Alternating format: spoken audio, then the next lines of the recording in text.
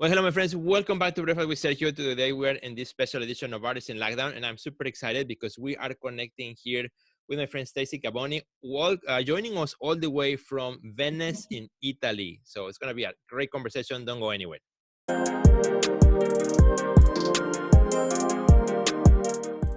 Well, hi, Stacy. How are you today? Buongiorno, Sergio. How are you? I am doing fabulous. Super excited to chat with you because you are in Venice today. And we're going to talk a little bit about, what's happening over there in your part of town. Also, how this has affected your art career and the local community of, of artists in Venice. So very happy to have this opportunity to chat with you. We've been kind of chatting a little bit through social media. And now we have an opportunity to actually connect face to face. So wonderful. Thank you for inviting me. I'm very happy to be with you today. Gives me purpose. It gave me purpose for the day. Excellent. Well, me too. Because I scheduled this conversation with you, and we were talking about it is breakfast for me. It is happy hour for you, right? Celebrating in different ways. Exactly. So, Stacy, tell me a little bit about Venice. What's happening there right now? Well, we're just past our 40th day of quarantine. Wow. I'm sure by now the world is aware that the term quarantine actually originated here in Venice around the 1600s, if I'm not mistaken. It's an island. The idea of isolation when the merchants and sailors were coming from abroad would have to be quarantined on their ships or on separate islands, depending on if they were already showing signs of illness for a period of 40 days. And who ever thought that I would turn 50 years old during a Venetian quarantine? Wow. Well, happy birthday. Yes, thank you very much. Never thought I would see this type of experience. I've noticed this month, you and I have been saying some of the same things, Sergio. Okay. One being, for many artists, we're used to the solitude.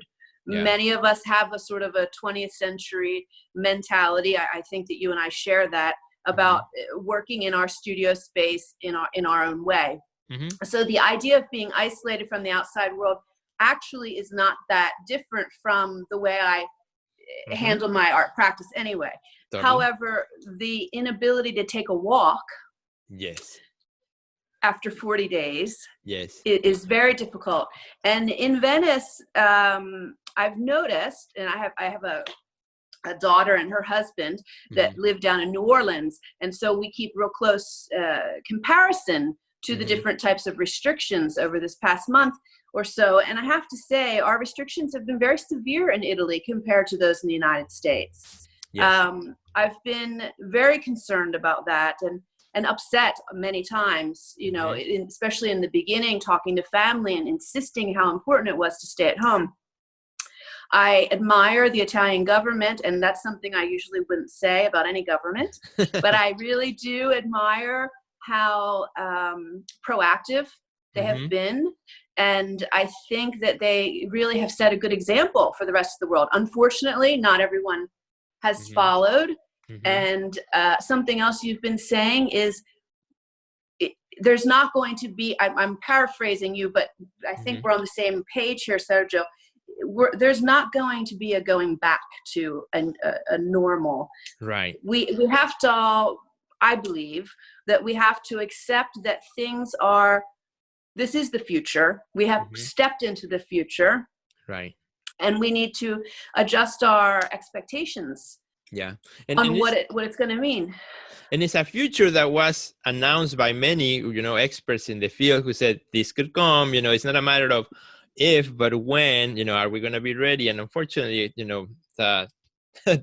the governments did not get ready, but that's a whole other episode. That's a whole other thing. Sorry, I didn't mean to step No, but it's wonderful. But I have to say, I think, because you're specifically asking about Italy and Venice in particular, have you been to Venice before? I've been to Italy many times, but I never gotten all the way to Venice.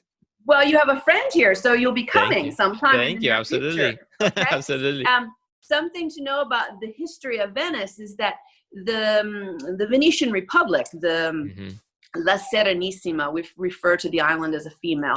She was always her own ruler. She is the last region to sign on the dotted line of unification of the country in the 1860s. So we've always sort of moved to their own drum, the beat of their own drum. What's that expression I'm reaching for? I've noticed that our governor here, he's a very strong leader, and he's been very confident, and some of the restrictions that we've had in the Veneto have been even more severe than the restrictions in other parts of so what kind of restrictions do you guys have? Like, for example, give me an example. Up until just this week, we were not allowed further than 200 meters from our residence. Really? And we are only allowed to go out for food or pharmacy once a week was the suggested amount of time. And you must wear a mask and gloves. Now, we have in the whole country, I'm sure you've heard already, we've had difficulty having enough masks for our medical professionals and things like this. I'm of the club. I made my own mask. I'm working on my third one now, because trying to space my use of my painting supplies, because I can't get it. I can't get an order for non-essential materials until May. So if I paint my way through this the entire time, I'm going to run out of supplies. So I figured learning how to make a comfortable mask is something I'm going to need for the future. Right.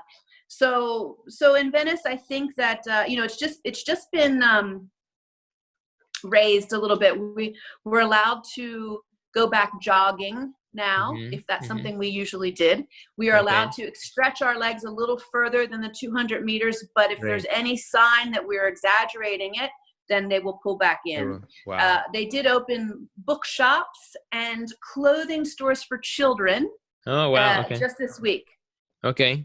So slowly, and it's going to take time. That's kind of like what all the experts saying, it's going to take long time and to phase back into some sort of normality. So let's talk a little bit about your artwork, which you're in front of a beautiful painting of yours, which I've been following you on Instagram. Yes, thank you for that.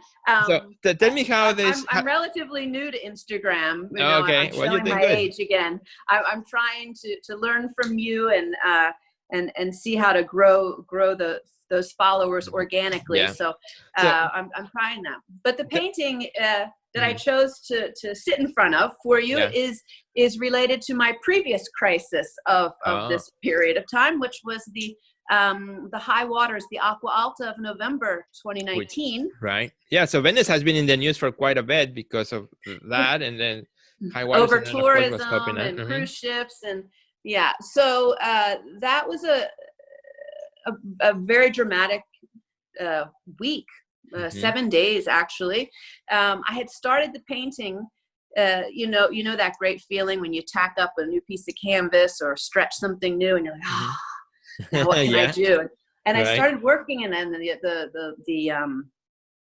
we get messages as residents to warn us of the tides. And of course, I knew it was a full moon because the moon is my muse, and I always follow what's going on with her. So I said to myself, I thought, the beaver moon, she's going to give us a little trouble this week. But in fact, the winds were so high, it was giving me flashbacks to living on Tybee Island in Georgia during hurricane season or something. I definitely, it was an intense weather, perfect storm, what have you, with the full moon and the big winds and the storm. Right. So my home was flooded pretty badly. I have a ground floor space where I do wood shop work, build the crates and some larger paintings. I did lose one big painting. Electricity, I was without electricity up until March. Right before the quarantine came down, I finally was able to have my electricity restored downstairs. Wow. So that's a very common story. Unfortunately, business owners and families, they've lost a lot. And with the cancellation of Carnevale, the last few days, economically speaking, this is really there's no going backwards, and so many businesses will not survive. Yeah. And it is, pretty much everywhere where there's tourism coming from anywhere in the world right now is suffering. And that is sad, very sad. So tell me how, as just an artist, how are you adapting right now?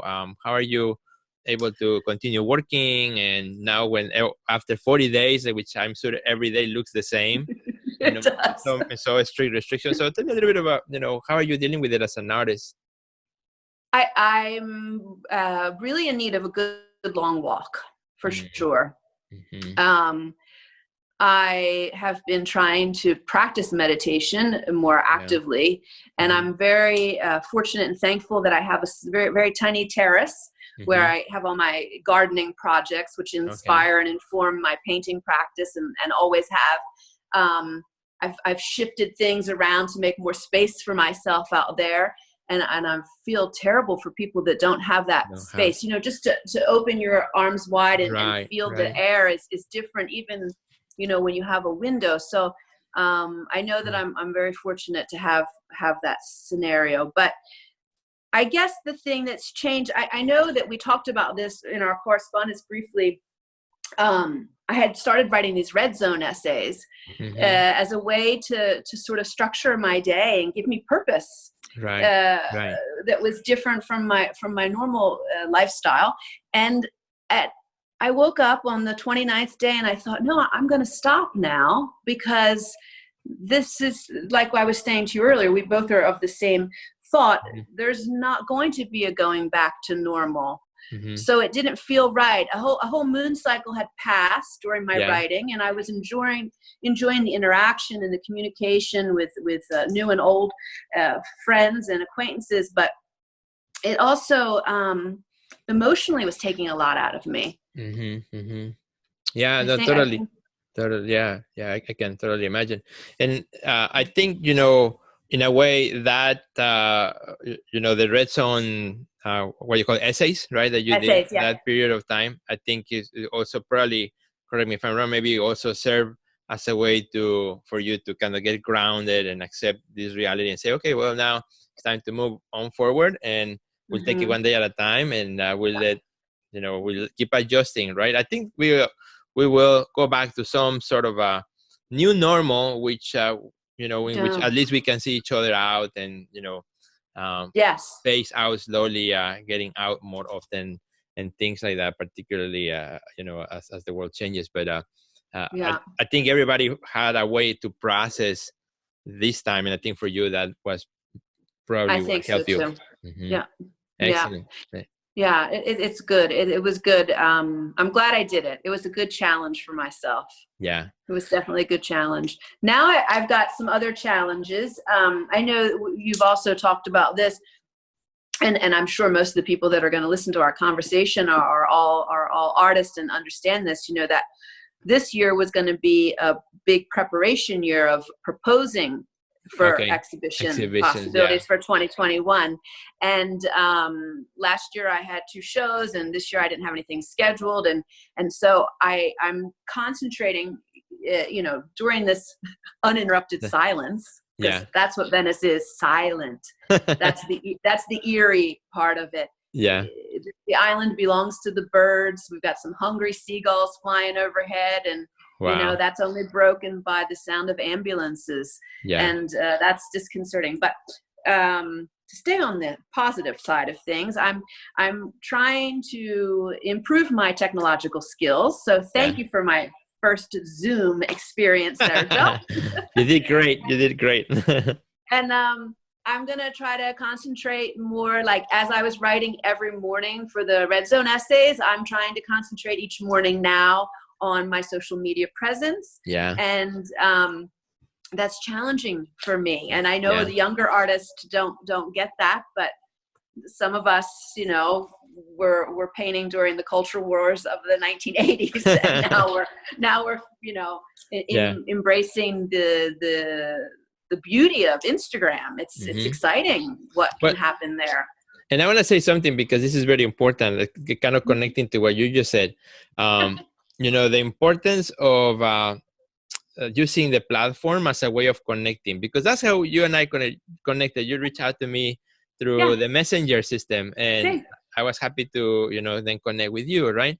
This is a time in which everybody's in the same boat. We are kind of levels the playing field. So, you can reach out to people that maybe you have been following, you have wanted to connect with for a while, and just send out a message, right? And see if they answer. They might not, but at least, you know that everybody's kind of in the same boat as you. So nobody's traveling. And so that gives us kind of an opportunity. So I think you did exactly the right thing. And I think it's a good example for other friends. This is a great time. I've been connecting also, with people I wanted to connect a while back. And it's great. It gives us an opportunity to do so. So Stacy, you've been so awesome. And we have run out of time already, unfortunately. Happy hour has ended. Pick it up next when you finally get over here to visit the city. You can come and we can continue the conversation. We can have some Prosecco. Exactly, that would be awesome. So, Stacy, tell our friends how they can find you on social media and also on your website. On Instagram at my name at Stacy Gibboni. My website is stacygibboni.com. I'm represented by Saatchi Art out there in LA, so you can see the portfolio there. Excellent. Awesome. Well, Stacy, you've been so good. Thank you so much for sharing your story. Big hugs to you and to all the art community there in Venice as well. And thank you, Sergio. Thank you for having me. It's been great to have an actual conversation. Thank you so much. And I want to say thank you to all our friends who are watching this. Please share this episode with your friends. Let us know, how you like this conversation. Please connect to Stacy or I. We would love to hear from you. Have a great day. See you later. Goodbye.